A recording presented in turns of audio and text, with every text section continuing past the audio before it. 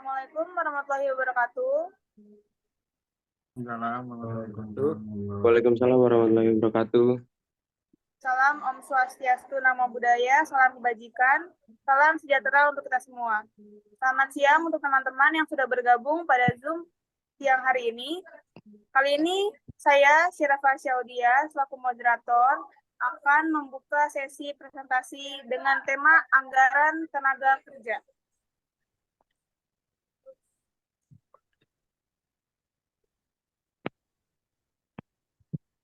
Slide selanjutnya.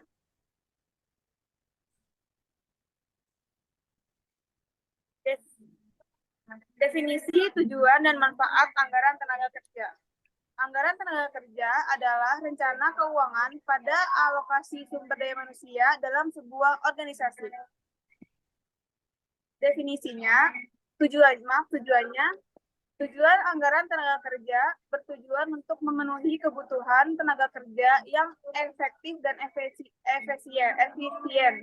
serta memastikan kinerja organisasi agar lebih produktif. Lalu manfaatnya yaitu membantu organisasi mencapai tujuan yang ditetapkan dan memberikan kepastian mengenai alokasi anggaran yang diperlukan. Dalam metode penganggaran tenaga kerja dibagi menjadi 4 metode. Yang pertama, metode berbasis aktivitas, yaitu metode penganggaran tenaga kerja yang didasarkan pada aktivitas dan proses dalam organisasi. Yang kedua ada metode berbasis jam kerja. Metode penganggaran tenaga kerja yang didasarkan pada waktu kerja yang diperlukan untuk menyelesaikan tugas dan proyek tertentu. Yang ketiga, metode berbasis biaya, yaitu metode penganggaran tenaga kerja yang didasarkan pada biaya yang diperlukan untuk merekrut, melatih, dan mempertahankan tenaga kerja.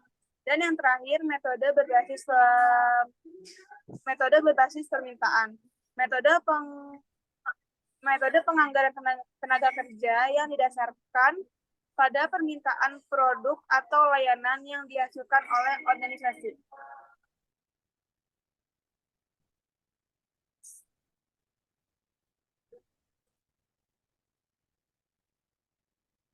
Selanjutnya, saya Adinda Ningtyas akan menjelaskan tentang faktor-faktor yang mempengaruhi penganggaran tenaga kerja. Yang pertama ada strategi bisnis. Strategi bisnis ini mempengaruhi kebutuhan dan ketersediaan tenaga kerja di dalam organisasi. Lalu yang kedua ada perubahan teknologi. Perubahan teknologi dapat mempengaruhi jenis dan kualitas tenaga kerja yang dibutuhkan di dalam organisasi. Lalu yang ketiga ada pasar tenaga kerja. Kondisi pasar tenaga kerja mempengaruhi ketersediaan dan biaya tenaga kerja di dalam organisasi.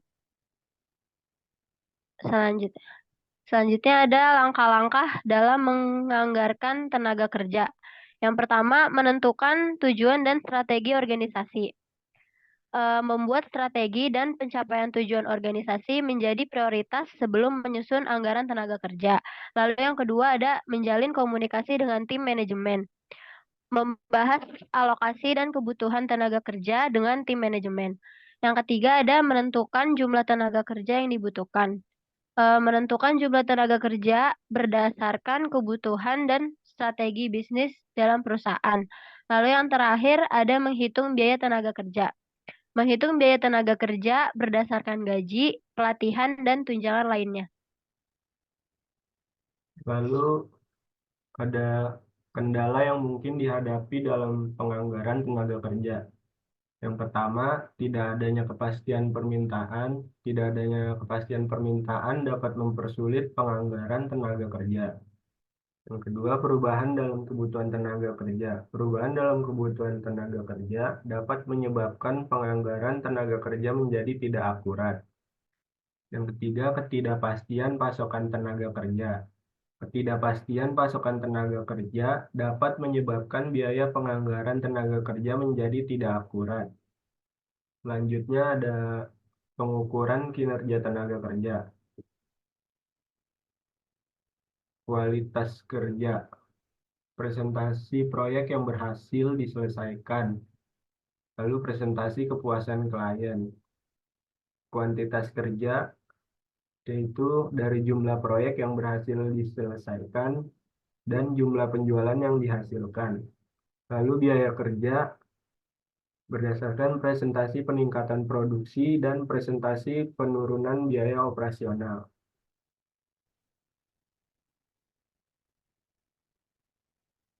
Lalu Ariel,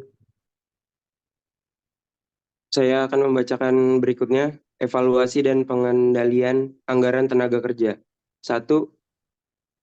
Memonitor pengeluaran, melakukan pemantauan terhadap pengeluaran untuk mengontrol biaya tenaga kerja. 2. Mereview performa tenaga kerja. Mereview performa tenaga kerja untuk memastikan penganggaran sesuai dengan tingkat kinerja. 3. Mengupdate anggaran tenaga kerja. Mengupdate anggaran tenaga kerja dan melakukan perbaikan untuk meningkatkan pengelolaan pengeluaran.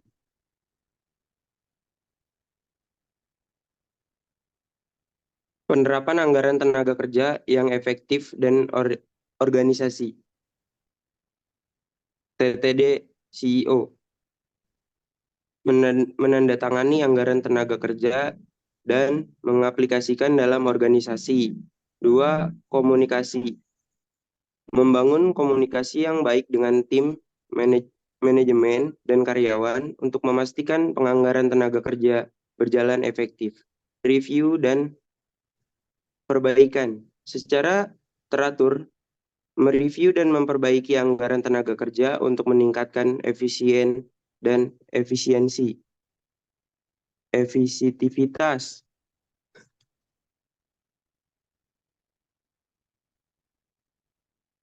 Oke, selanjutnya ini ada kesimpulan dan saran. Jadi kesimpulannya dari semua materi yang sudah dijelaskan yaitu dalam anggaran tenaga kerja itu penting untuk menilai aspek-aspek bisnis dengan hati-hati.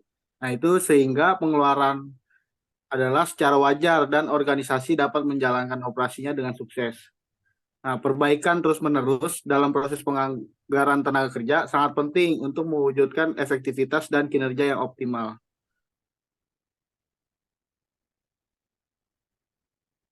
Baik, selesai sudah materi yang dipaparkan oleh kelompok kami. Saya harap apa yang sudah kita presentasikan dapat bermanfaat untuk siapapun yang menonton dan melihat sesi presentasi kali ini. Kurang lebihnya mohon maaf. Wabillahi taufiq wal hidayah, waridho walinaya, wassalamualaikum warahmatullahi wabarakatuh. Waalaikumsalam warahmatullahi wabarakatuh. Waduh.